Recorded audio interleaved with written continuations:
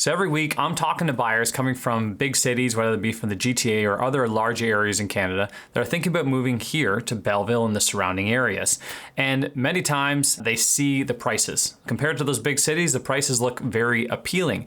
And yes, many of the deals are great in this area, but there are many homes that also come with a lot of expenses that many aren't aware of. So today we're going to go over some of those homes that personally I have to warn my clients about or just have a discussion about before they go and look at them, because they're not quite aware of the hidden expenses that are involved. I take many clients that are buying, and I've been through many homes that have the issues that we're going to talk about, and often those issues come up during inspection period. So what we're going to try and do here is address those early on, and so that you don't have to go too far into the process before you know what it is exactly that you want to buy. And I will say one of these homes is generally one of the most popular types that people that are downsizing or moving from large cities, most popular home type that they like to move to. Now, this isn't meant to scare anyone.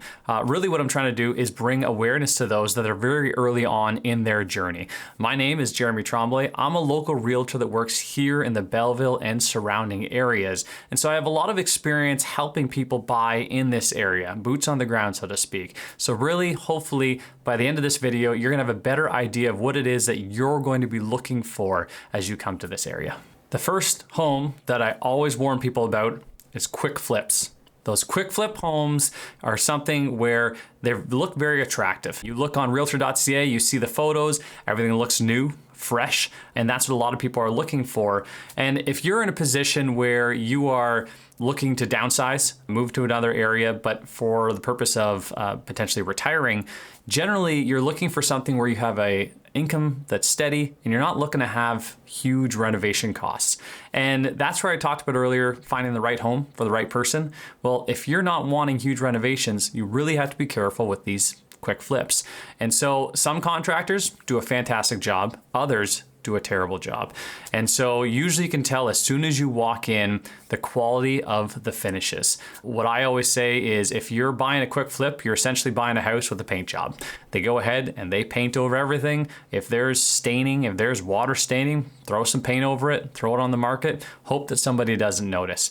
These are the type of homes you have to watch out for. They might have bad wiring, the mechanicals haven't been fixed, the roof can be in terrible shape. They can do a lot of work without permits, and that's a big one. You can sometimes check old listing photos and see if they've kind of moved walls out of the way, in which case you can start asking those questions of, hey, were things properly permitted? Some people even push back and say, you know what, I'm okay as long as it was done well. Thing is, when you go to sell that home and somebody else asks the questions, well, now you're on the line to answer those same questions of, hey, has something been done without permits and it's not safe? Someone's got to deal with it, and you don't want to be the one that deals with that. On the other end of the spectrum, you get a contractor that thinks about the end user, thinks about who's going to be living in this home, and they do it well and practically. Those flips are actually fantastic. We love when people come and take that old home that hasn't been cared for and they bring new life to it, and they bring it back so that a family can come and enjoy it. Usually they're going to be the ones that go in and update the systems. So whether it be the furnace, update the roof, all the important stuff, do new plumbing, because those are the things that are, first of all, going to cost you a lot of money, but those are the things that are going to bring the comfort of living. Changing fixtures, you know, the modern finishes and such can be added over and above, but having a good solid home underneath it all is what's most important. So I always warn people, watch out for those quick flips. Next up, century homes. Century homes can be beautiful. Specifically in Belleville, in the East End, we've got a lot of older homes that are fantastic. They've got the nice steep pitched roofs, big porches, nice lawns, nice yards. Just the architecture was different back then. And a lot of these homes can be built solid. I mean, look at them. They've already stood the test of time up to this point, but there's a lot of hidden issues that can happen within those. And so when you're looking at those, a few things that you want to be aware of. I mentioned those steep roofs, which are beautiful, but if the roof hasn't been redone, that's a big ticket item in terms of costs. It's much more expensive re-roofing those types of homes. And then you look at things like windows. Beautifully large windows in century homes typically, but you want to go change those windows? Well, that's a pretty expensive fix as well. And then you've got the mechanicals. First off, you've got the electrical. If you have something with knob and tube, that can be a huge issue, especially when it comes to insurance. Many times they won't even want to insure a house with knob and tube. But then you've got things like the plumbing can be really old. Also, the heating and cooling.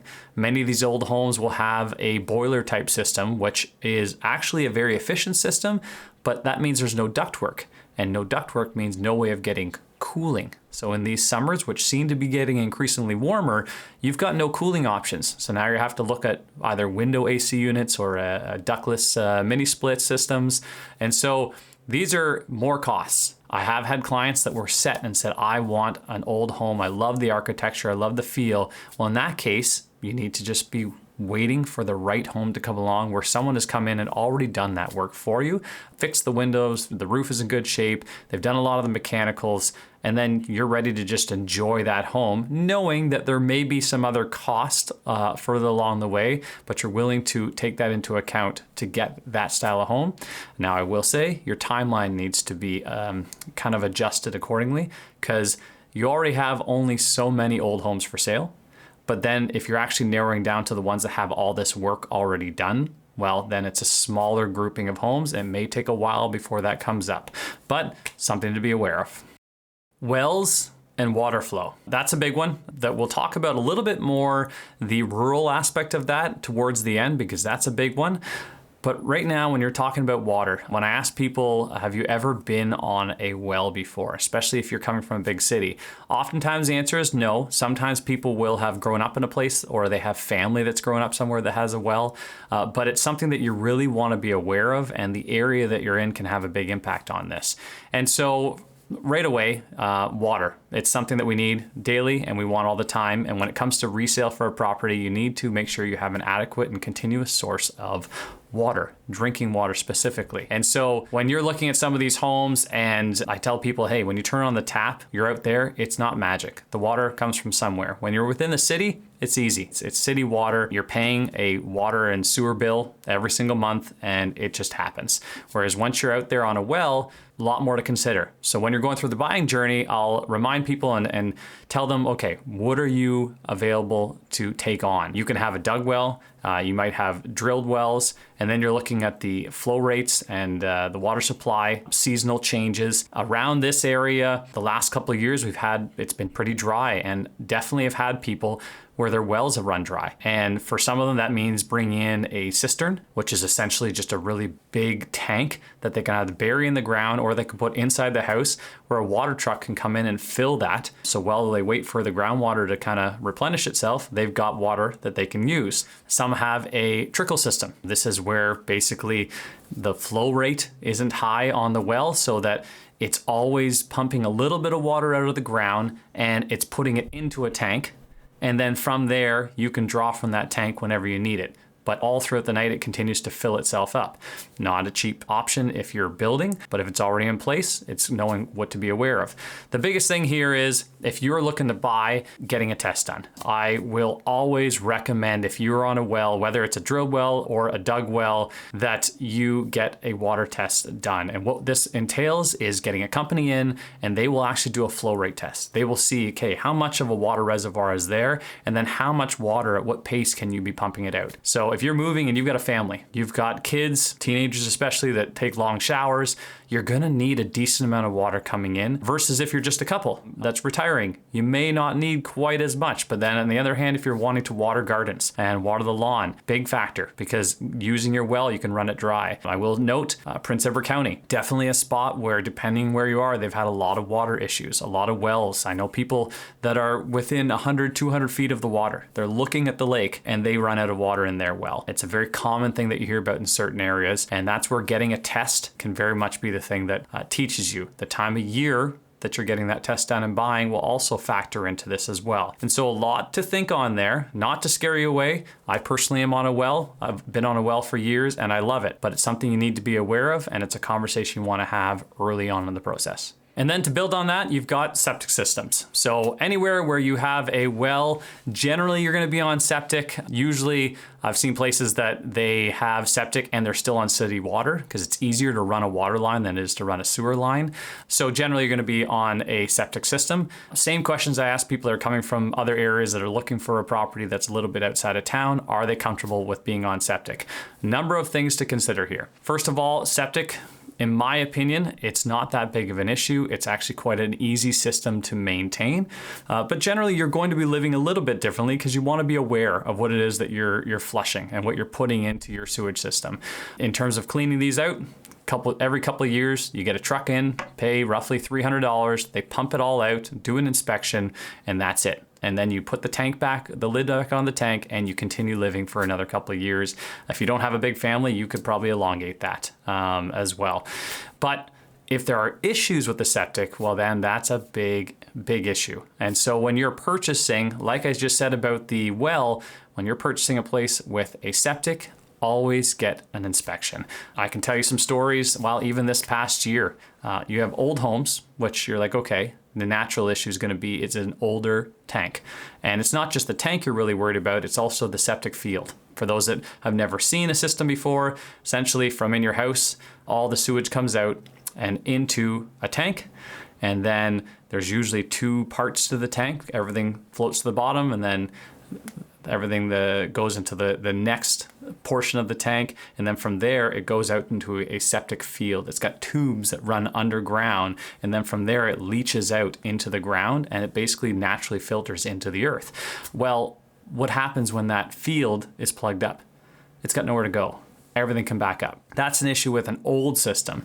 Now, people will often be and mistakenly think, well, new home, everything's fine on the septic. Not so quick. I've seen more issues on newer homes than I have on older homes. Because the thing is, with an old system, it's proven itself. It's proven that it's been working. And if it's been maintained, they can work for a very long time. Whereas a new system hasn't had a lot of time to prove that it's been done and installed properly. As an example, I saw one just this past year where the home was not very old, less than 5 years old, new build, really nice home. But what happened was we went and did the inspection. We took the lid off of the septic tank, and immediately something was wrong. The inspector could see that the tank, from his opinion, had sunk on the ground. And so what happens is all that sewage that comes out of the house, what's supposed to fall into a tank? Well, what happens when the water level is here? Well, suddenly you could start to get backup. And what happened in that scenario is that they put the tank down, the ground settled because it was a new build. And then from there, they had to go excavate everything. The entire yard got all messed up, excavate everything, redo that base, put the tank back in, kind of repipe everything back into the system. It's a very big job, and without an inspection, would have run into that problem on your own. And then if you are looking at a situation where the system is at the end of life, septic, to get a new septic system, it ranges, but right now you're saying on average about 20,000, maybe 25,000, depending if you have to do like a raised bed where you see kind of a hill where the septic is. Not cheap. And so when you're buying a home on septic, it's fantastic because you don't have to pay the monthly water and sewer bill, which is usually about $100 given for any home. So you're saving that $1,200 a year. But when you're on water, well and septic, you've got to buy filters for your well. So, and spend a couple $100 a year on your filtration system. But then septic, you're spending, like I said, $300 every few years to get it pumped. Good. But if something's wrong and it needs to be changed, well, then you're paying tens of thousands of dollars. Definitely a big one you need to be aware of. Homes in a floodplain. Well, this one, pretty obvious. Not the type of home that you're probably going to want to buy, or at least you're going to want to be aware that it is in a floodplain. And so there are certain areas here, specifically in Belleville, just north, where you can just type it into the news, like Google, and you will be able to see some flooding that has happened in the past because the river level has raised so high that it went right over into the homes, and they were trying to save some of these homes. It's a pretty big issue, and it can also be a big issue with insurance. And so that's the type of thing where if you don't know in advance that it's in a floodplain, well, then you can run into issues with insurance, and it can just become a lot of different issues and a big financial headache. And so it's pretty straightforward. Don't buy a house that has potential to be flooding. These records are readily available. You can go online. That's something that I help people with, where I look and just find out where are the flood zone maps, so they can find out where certain houses fall. There aren't too many, to be honest with you, and there are certain areas down towards the water, towards the Bay of Quinte in Belleville, where they had issues with flooding, but they've kind of mitigated a lot of those issues as well. But it's something to be aware of. Many people I've dealt with, they are aware when they're near water, yes, there's a chance that water levels rise and they might have an issue with it, but they're willing to accept those risks because they love what they get and their proximity to the water. And so once again, not saying don't buy a home near water, but just be aware, is it in a floodplain, and is there elevated risks that that specific home might be in danger. And we come to the last property that I mentioned early on is probably the most popular when people say they want to move to a smaller area such as this. And it's rural properties outside of town. People are leaving big cities like Toronto, the GTA, because they want space. They don't want to walk outside their door and be able to touch their neighbor's house or have their driveways that close. And so they want a little bit more space. And new build subdivisions here in this area generally have 50-foot wide lots, which are pretty good. And honestly, compared to many areas in these big cities, it actually feels very spacious. But if you want to get a lot of space, you go just outside of town, and really you don't have to drive very far to get out of town per se. And so a lot of people, for that very reason, want to go into those types of properties. Well, I already mentioned a few things to watch out for. Living on a well, living on a septic, but there are other costs that many people don't realize when they're getting into rural settings.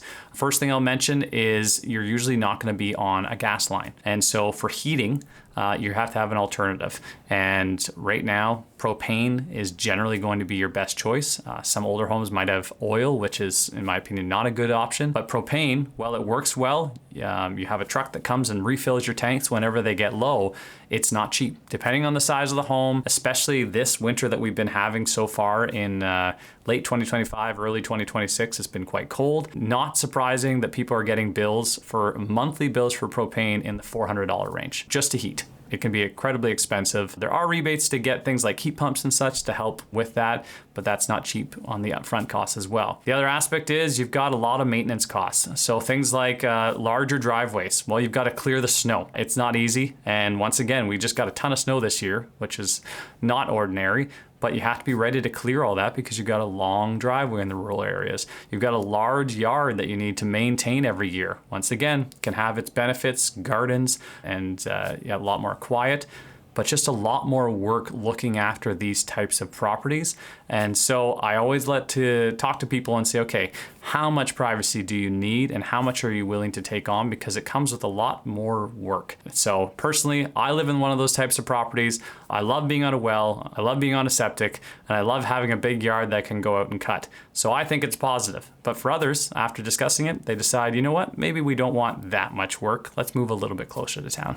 Now, before you think I'm telling you not to buy any of these homes that I just listed, that's absolutely not the case. I personally have had a lot of clients that I've helped buy all these specific types of homes, but the key is awareness and understanding what it is that they're wanting and matching that with the right type of property.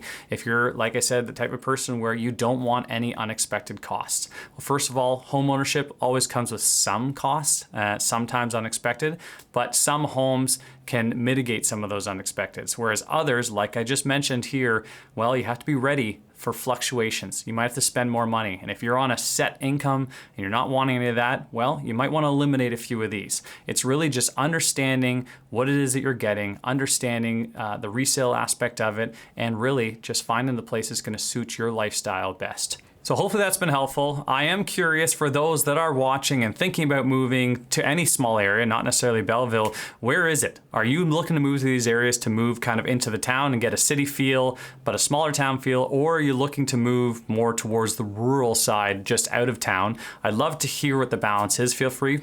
Put that down in the comments. I'd love to answer some of your questions about that. And if you specifically are looking to move to this area and you're looking for a realtor to kind of bounce some questions off of as you think about it, that's what I'm here for. I'd love to hear from you. My information down in the description. I'd love to get an email from you. We can start that talk and we'll go from there. Until next time.